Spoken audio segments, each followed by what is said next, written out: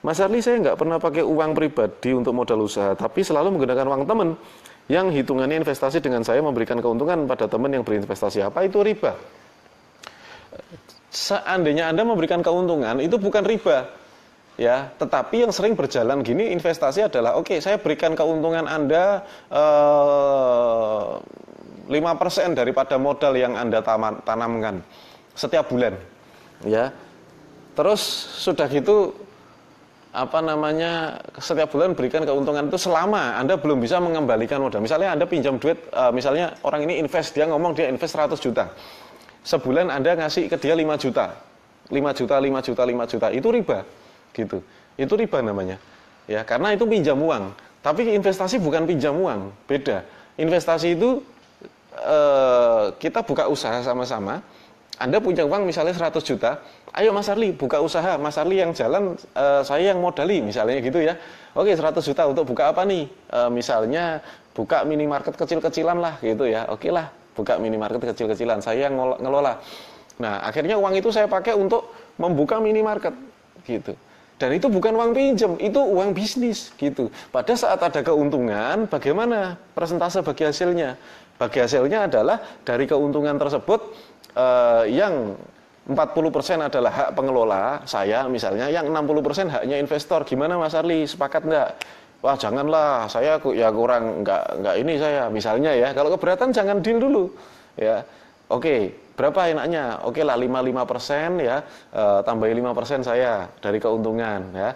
Nanti yang Anda 55, saya 45, jangan 40 lah gitu ya. Tambahin 5%. Oke lah, deal ya, sepakat ya. Akhirnya kita berbisnis. Jadi berapapun keuntungan, 45% untuk pengelola, yang 55% dikasihkan ke investor. Lah terus status bisnis itu bagaimana? Status bisnis itu selamanya adalah keuntungan 45% ke sini, 55% sana. Gitu, ya. Jadi bukan pinjam duit terus Anda kasih keuntungan. Kalau rugi gimana? Rugi nggak ada yang dapat untung. Saya nggak dapat untung, investor nggak dapat untung. Gitu ya. Itu. Ada lagi enggak ya? Oh ini. Islam beri solusi jalan hidup terbaik, mengharamkan riba. Ya, seperti itu budaya riba, betul Pak ya. Seperti itu budaya riba. Riba itu ribet, memang. Ya. Tapi banyak loh teman-teman yang bilang saya ribet loh gitu. Saya ribet ya, saya ribet kenapa? Karena uang di rekening harus dikuras terus ya, harian, 2 hari sekali, 3 hari sekali harus kuras uang di rekening. Saya tidak mau kena bunga. Ribet dong, kalau mau punya rumah harus nabung dulu, kan ribet gitu ya. Ya, orang lain bilang saya ribet, tapi alhamdulillah sebetulnya yang ribet itu yang pakai riba. Oke, saya sudah ada usaha kuliner. Siapa ini? Ibu-ibu kayaknya nih. Saya sudah ada usaha kuliner, buka cabang selalu gagal. Akhirnya merugi, soalnya akhir-akhir omset menurun sampai 50%. Sedangkan saya ada pinjaman di bank hampir 15 juta per bulan. Gimana cara saya menaikkan kembali usaha? Rumah, mobil sudah saya agunkan ke bank. Akhir-akhir ini agak berat untuk ngangsur. Ibu, yang saya sarankan untuk ibu adalah harus mengurangi pengeluaran, bukan menaikkan omset dulu. Kenapa? Karena sebesar apapun omset Anda, kalau pengeluaran Anda segitu, ya, Anda tetap berat, gitu ya. Jadi sebelum belajar bagaimana kita menambah omset atau income kita harus belajar mengurangi pengeluarannya dulu. Ya, saya sangat menyarankan ibu menggunakan kalkulator Excel ya. Kalkulator Excel yang ada di e-book 30 hari bebas hutang. Tadi sudah ada yang konsul ngobrol sama saya. Tadi ada yang sudah konsul ke saya ya, terus minusnya per bulan sampai 30 juta, subhanallah ya. 30 juta itu berarti kan dia nggak sadar selama ini minus gitu, dan sudah bertahun-tahun gitu. Setelah pakai kalkulator Excel baru dia paham, oh ternyata minus ya.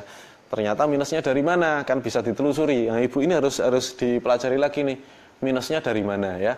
Nanti minus itu yang dikurangi dulu. Kalau minusnya sudah diatasi, baru nanti kita belajar untuk menambah omset ya Bu ya. Gitu. Jangan ini ya. Oke. Ada lagi, saya sudah live berapa lama nih? Kayaknya udah lama ini. Terima kasih sudah dijawab Mas Arli. Itu tadi saya. Oh iya. Ya, bahasnya keren. Alhamdulillah. Masih saya tunggulah bagi yang masih yang masih mau berkonsultasi, silakan ya teman-teman. Saya masih tunggu Anda. Gimana caranya masuk grup? Oh, nanti grupnya saya sampaikan di fanpage ya, grup saya. Tapi tidak tahu udah penuh apa masih bisa. Saya masih menunggu Anda yang masih konsultasi. Jika masih ada, kalau tidak ada, alhamdulillah berarti sudah selesai untuk malam ini. Dan semakin hari mudah-mudahan semakin banyak ya semakin banyak teman-teman yang lunas hutangnya, sudah bisa meningkat omsetnya. Mudah-mudahan seperti itu harapan saya. Kembali lagi ke cerita saya tadi, Michel Lotito ya, dia makan sepeda, kemudian misalnya makan pesawat Cessna dengan cara apa? Dia potong, cut it into the smallest pieces. Itu adalah rumusan yang bisa saya bagikan pada hari ini. Jadi apapun masalah hutang Anda harus urai. Ya, Anda harus urai. Utangnya apa saja? Misalnya kita punya utang KTA, kartu kredit, kita punya utang sama rentenir. Ini cara mengatasinya beda-beda dan selesaikan satu persatu dulu, ya. Yang pertama, kita melihat dulu pengeluaran. Pengeluaran ini harus dirinci semuanya. Semua pengeluaran-pengeluaran yang berkaitan sama angsuran apa saja. Misalnya pengeluaran angsuran mobil, berarti mobil ini beban. Beban ya sudah, kurangi. Jual kalau bisa dijual, nggak bisa dijual lepas. Kembalikan lagi ya. Mobil, apalagi motor, semua dilepasin. Bapak Ibu, dulu saya pakai sopir pribadi, mobil saya 3. Ya, dan ketika beban itu sudah semakin berat di kepala saya, akhirnya Waalaikumsalam. Akhirnya karena beban sudah terlalu berat, akhirnya yang saya lakukan adalah saya harus melepasnya satu-satu. Ya, bahkan saya jual itu saya rugi jualnya, gitu. Nah, kemudian dari tadinya saya kehidupan yang serba wah, saya kembali ke kehidupan yang serba nol, serba nggak ada. Saya naik motor lagi, merintis usaha saya ya. Di tahun 2012, bulan November tahun 2012. Yang saya lakukan itu, saya pindah kontrakan ke yang lebih kecil, lebih murah ya. Kemudian saya merintis bisnis saya, bisnis penghemat BBM. Pertama kali saya bikin, terus kayak jual satu persatu. Istri saya juga jualan snack ya. Jadi apapun lah ya, apapun saya lakukan. Karena saya tidak punya pekerjaan, bisnis saya jatuh semua. Dan saya harus berhadapan dengan banyak sekali masalah. Kemudian saya lepas satu persatu. Ketika kita pindah, istri saya masih jualan saya jualan perdana internet itu ya, kartu perdana itu untuk internet. Kemudian saya jualan juga penguat sinyal. Jadi HP gini ada lembaran penguat sinyal itu. Saya jualan itu penguat sinyal. Saya jualan apapun saya jual. Penghemat BBM itu juga saya jual. Saya pertama kali bikin dan semua saya jual. Tadinya juga nggak seberapa hasilnya. Tapi karena sudah tidak punya angsuran, tidak punya hutang, penghasilan saya tidak dimakan bunga, maka lebih berkah Bapak Ibu. Ya, bisa berkumpul satu persatu, sedikit demi sedikit saya kumpulin sedikit, karena kebutuhan hidup yang tadinya saya dulu kebutuhan hidup plus angsuran 19 juta satu bulan. Ya, satu bulan. Setelah di beban itu saya kurangi semuanya, ternyata beban hidup saya waktu itu ya hanya antara 2,5 sampai 3,5 juta. Itu sudah bisa makan, bisa anak saya karena baru sekolah anaknya waktu itu masih kecil sekali, satu anak. Ternyata 3,5 juta satu bulan itu cukup dulu ya. Tapi sebelumnya itu saya keluarkan uang ke 19 juta ya, 20 juta seperti itu. Akhirnya kan cari uangnya ngos-ngosan sekali. Setelah semua beban berkurang, bisnis sudah habis, nggak ada. Dulu saya punya kafe, punya laundry, saya tutup semuanya. Tadinya punya banyak karyawan, terus nggak ada karyawan sama sekali. Kerjanya kerja sendiri. Ya. Dan 3,5 juta per bulan, enjoy aja carinya.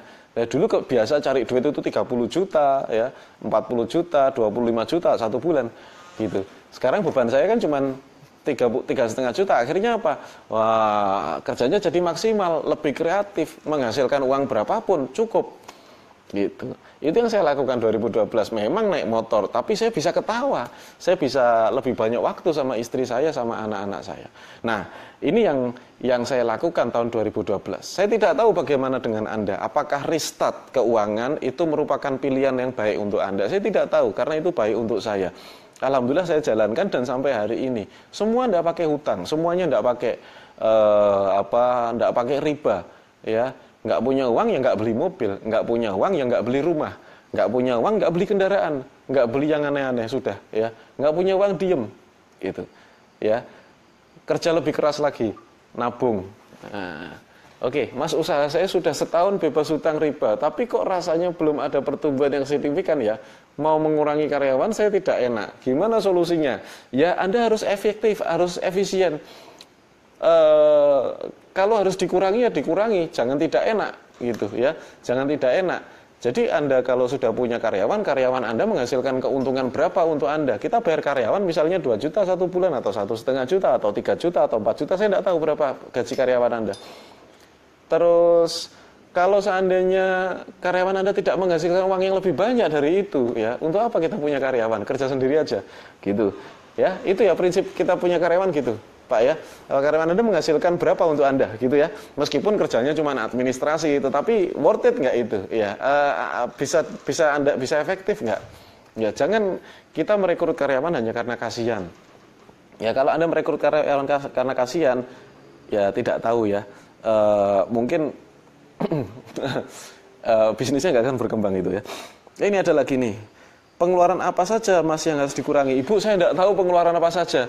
Kan ibu yang punya pengeluaran gitu. Jadi ibu tulis dulu pengeluarannya, nanti kurangi yang bisa dikurangi ya. Kalau di sini tidak bisa. Makanya Anda perlu kalkulator Excel.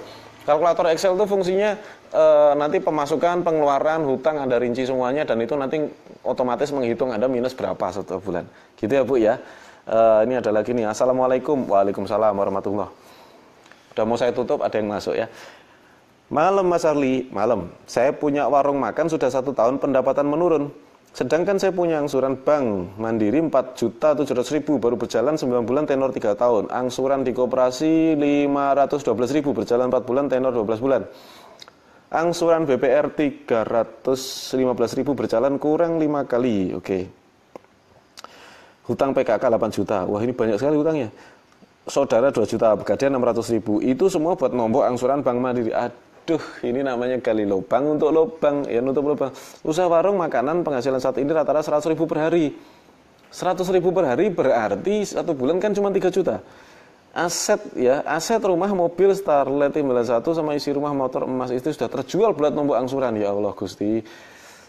Pak, ini angsuran Anda di Bank Mandiri ini kok harus ditombok-tomboki terus. Anda harus restruct kalau Anda bisa restruct ya. Supaya tidak nombok-nombok terus. Angsuran tidak boleh ditomboki ya. Anda utangnya untuk apa? Apakah agunannya sertifikat rumah? Kalau agunannya sertifikat rumah ya sudah, rumahnya dijual saja, gitu ya. Daripada Anda nanti punya utang sana sini sana sini sana sini. Loh Mas, kalau tidak punya rumah terus bagaimana? Ya nggak bagaimana. Ya, ini adalah ketegasan finansial yang harus Anda lakukan. Ya, kalau memang itu Anda pakai sertifikat rumah sudah, rumahnya jual aja. Terus Anda mulai dari awal. Ya, sewa saja, tidak usah punya utang. Ini nanti Anda punya utang, jadinya seperti ini. Anda maksudnya Anda penghasilan berapapun akan habis ini ya. Minta saran Mas, belum punya usaha nih ya. Anda belajar di grup premium ya, kayaknya Anda anggota juga di grup premium. Anda pelajari dulu video di grup premium ya. Berangkat ke Saudi karena hutang ya. Saya doakan insya Allah hutang Anda bisa lunas ya. Berangkat ke Saudi karena hutang. Ya, saya doakan ya, semoga cepat lunas.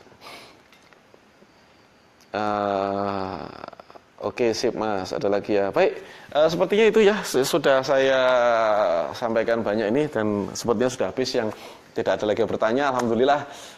Sekali lagi saya mendoakan Anda supaya Allah Subhanahu wa taala memberikan kelonggaran bagi Anda, memberikan kelimpahan rezeki, memberikan kemudahan ya, supaya Anda menemukan jalan yang terbaik untuk bisa melunasi utang-utang Anda. Dan saya mendoakan Anda supaya Anda semua yang menonton acara live ini menjadi orang yang bebas dari hutang, bebas dari tekanan, bebas dari tagihan-tagihan yang bikin Anda pusing setiap hari. Ya, semoga itu dibebaskan oleh Allah ya.